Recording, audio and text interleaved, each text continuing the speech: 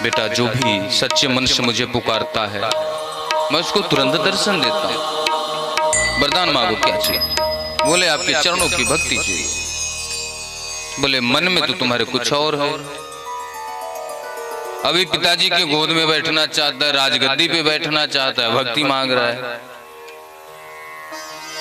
पिताजी के गोद में बैठना है। बोले नहीं, अब तो आप मिल गए तो अब इच्छा नहीं है। बोले अभी आपके कुछ कर्म शेष हैं, आप जाइए उसको पूरा कीजिए, फिर समय आएगा तो आप मेरे पास आ जाइए। ध्रुव जी ने राजी किया। माताओं पिताओं का बहुत बड़ा एक कर्तव्य है कि अपने बच्चे को सही बात बताएं, सही संस्कार दें। माता के भेजने के कारण ध्रुव जी को भगवान की प्राप्ति हुई। ध्यान देना, तो कहते हैं बिना गुरु के भगवान नहीं मिलेंगे। कैसे मिल गए भगवान? नारद जी ने कान फूका था, चेला बनाया था, ऐसा तो नहीं लिखा, तो भगवान क्यों मिल गए? अरे जब 1000 बार भगवान कहते हैं कि सखा गुरु भाई बंधु चेला मालिक जो भी कुछ हूं मैं हूं तुम्हारा, गोपियों का कोई गुरु था क्या? राजा भृगु कोई गुरु था उनका? भगवान कृष्ण स्वयं उनको लेने आए थे। उन्होंने कहा दुनिया में मेरा कोई नहीं, गुरु भी मेरा नहीं है, यदि कोई है तो मेरा भगवान है। पता नहीं कहां से सुन लेते गुरु बिना भगवान नहीं मिलते। जो गुरु होना चाहिए गुरु आज है ही नहीं। जिस तरह का गुरु होना चाहिए आज है ही नहीं कोई। किसको बनाओगे? उपनिषद कहता मुंडक उपनिषद, जिन्होंने पढ़ा है वो मिल जाएगा। 22वें अध्याय में देखिए उसे। ज्ञान विज्ञान को जानने वाला हो, भक्तनिष्ठ हो, ब्रह्मनिष्ठ हो, परम विरक्त हो और वैष्णव हो, यदि ये 5 लक्षण है उसके अंदर तो गुरु बनाया जा सकता है। और ये 5 लक्षण नहीं है तो चाहे वो कितना लाल पीला कपड़ा पहन ले, चाहे कितना मत्था भर चंदन पोत ले, कितना भी माला पहन ले, उसको गुरु बनाने से आपका कल्याण नहीं होगा।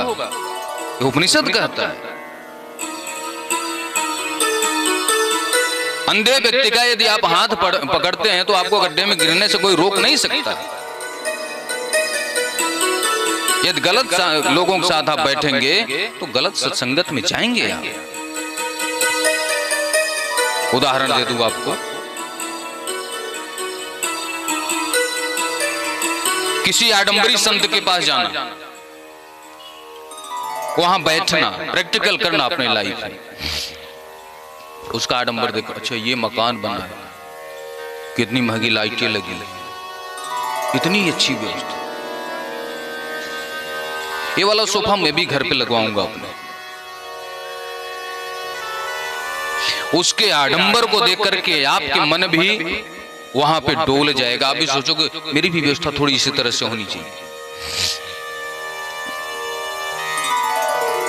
उस संत के पास जाकर के आप कहोगे कि बाबा मेरे ऊपर कृपा कर दो, मेरे बच्चे की शादी नहीं हो रही तो, मेरी गाड़ी नहीं आ रही तो, मेरा खेत जमीन नहीं मिल रहा है, ये दे दो वो दे दो, 50 बातें आप करोगे।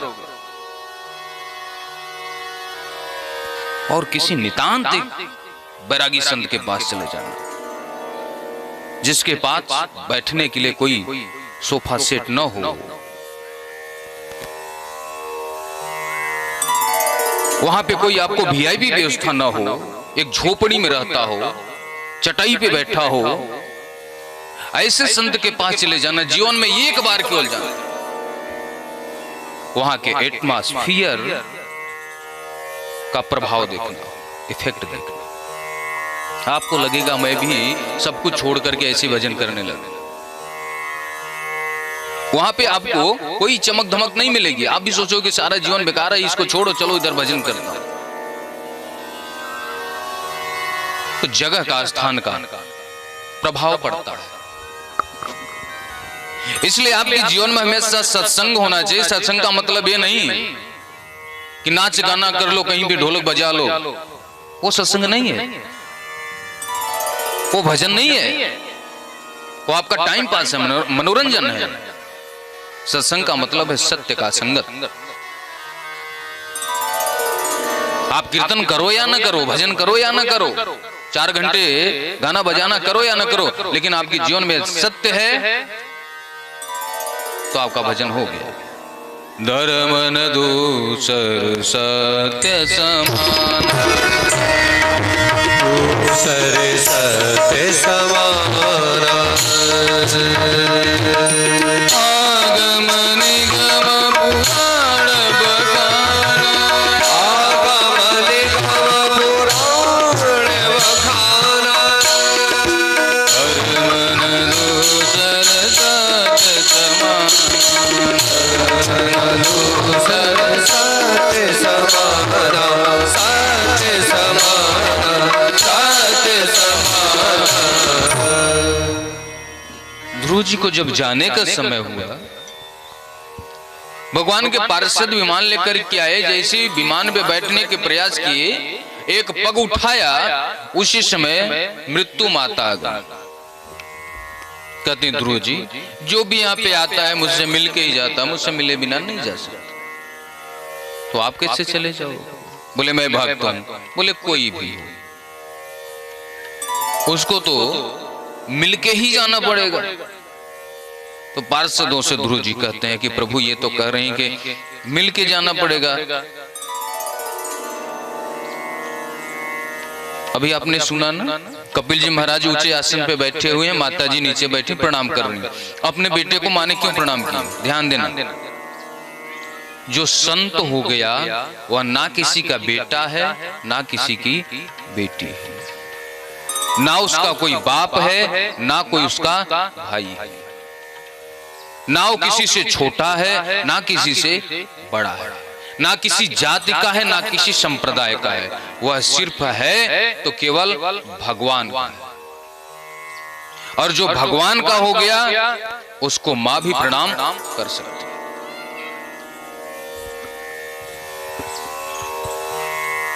सुखदेव जी महाराज कहते हैं, पार्षदों ने कहा कि माता जी को बोलो अपने सिर झुका लें। ध्रुव जी ने कहा माता जी अपने सिर झुकाओ। माता जी ने हाथ जोड़ करके सिर झुकाई भक्त के सामने। मृतो मूर्धन्यम पदम दत्वा, मृत्यु माता के सिर पे ध्रुव जी ने पैर रखा और दूसरा पैर रख करके विमान में विमान आरूढ़ होकर के भगवान के धाम को गए। जो भगवान का भक्त होता है उसकी मृत्यु भी उसके पैर के नीचे आ जाती है। मृत्यु भी उसका कुछ बिगाड़ नहीं सकता। भगवान के धाम को गए, भगवान ने एक धाम दे दिया, एक लोक दे दिया, ध्रुव लोक। ध्रुव तारा के रूप में अमर हो गए। आज भी शादी ब्याह में लोग ध्रुव तारा को दिखा करके वर कन्या से कहते हैं आशीर्वाद मांग लो। ध्रुव तारा की पूजा की जाती है। तो जो भगवान का भजन किया, ध्रुव जी के वंश का वर्णन किया गया, अनेक राजा हुए हैं। राजा पुरंजन की कथा आती है। राजा पुरंजन की जो रानी पुरंजनी है, यह स्त्री में इतना आसक्त है, इसकी स्त्री यदि गाना गाती है तो गाना गाने लगता है। पुरंजनी यदि रोती है तो पुरंजन रोने लगता है। पुरंजनी मदिरा पान करती तो पुरंजन भी मदिरा पान करता है। अर्थात हर क्रिया उसके साथ करता है।